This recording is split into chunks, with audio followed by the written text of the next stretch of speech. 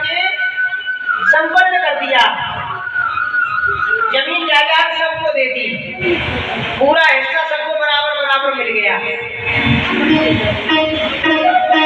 और एक बेटे के पास में माता पिता रह रहे हैं। माता पिता की सेवा वह व्यक्ति कर रहा है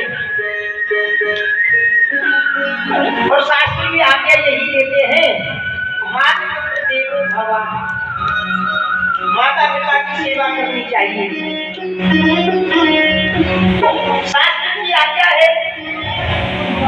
लेकिन माता पिता की सेवा करते करते उसके मन में ये ख्याल आ जाए कि मैं माता पिता की सेवा पूजा कर रहा हूँ और यह 2-4 साल की मेहमान है, अगर मैंने इनकी 2-4 साल सेवा है वह उसको ही मिलेगा। ऐसा मन में जो विचार आता है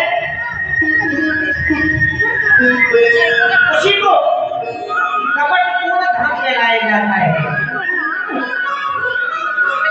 क्योंकि उसके मन में यह विचार आया वो माता पिता की सेवा नहीं कर रहा, पूजा कर रहा।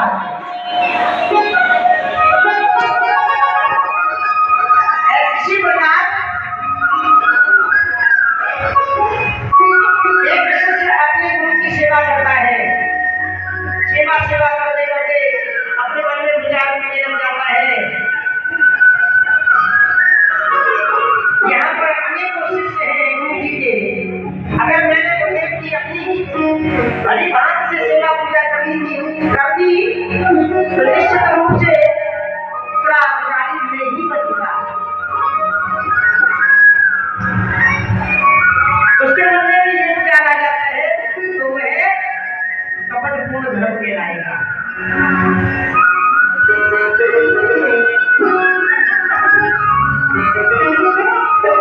कपटपूर्ण धर्म नहीं करना चाहिए, धर्म करो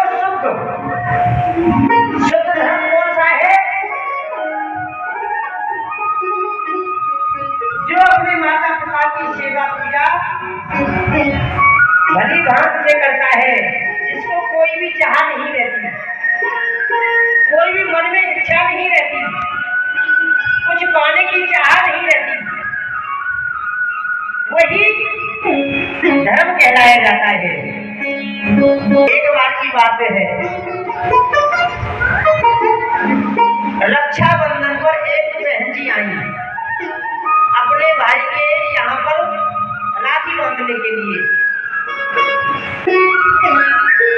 और बड़ी प्रसन्नता के साथ में अपने भाई के पास हंसते बोलते हुए बोली, भाई आज रक्षाबंधन है, मैं आपके लिए राखी लेकर के आई हूँ।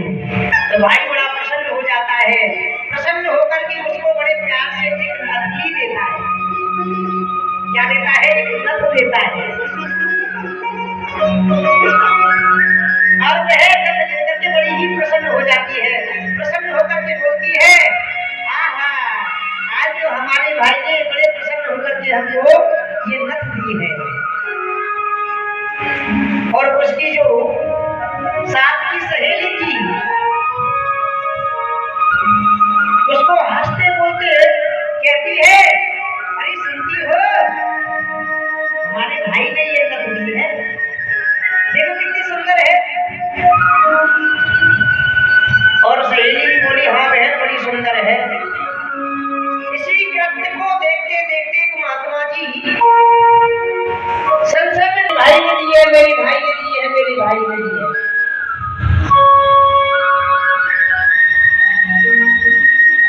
उस बात को लेकर के महात्मा जी ने उस भुटिया को बुलाया,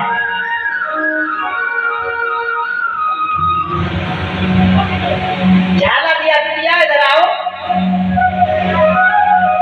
और सुंदर लग रही है।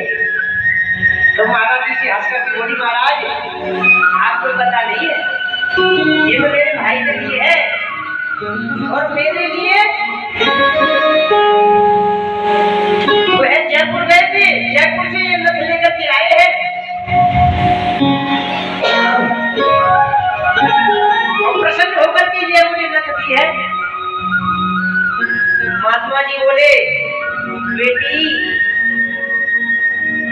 भाई के इतने गुण गा रही हो,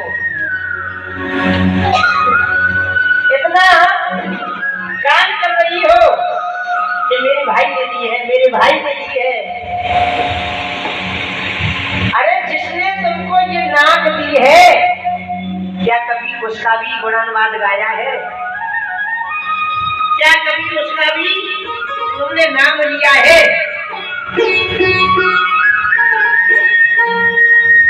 क्या उसको भी कभी थैंक यू बोला है?